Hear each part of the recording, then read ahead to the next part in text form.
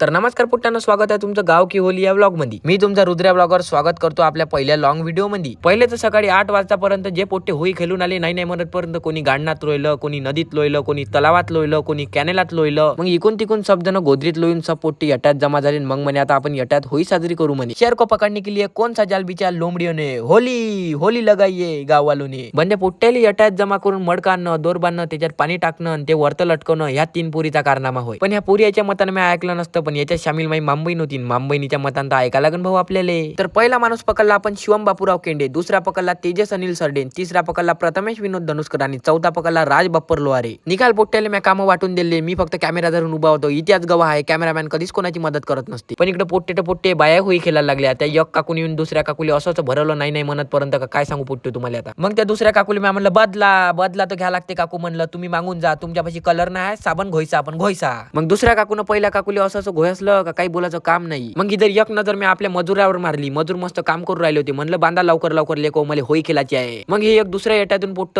याले म्हणलं पिचकारी घेऊन ये बाबू, चांगली स्टँडर्ड लोकांसारखी, स्टँडर्ड दिसची नाही, शहरातल्या लोकांसारखी होई खेळत जा।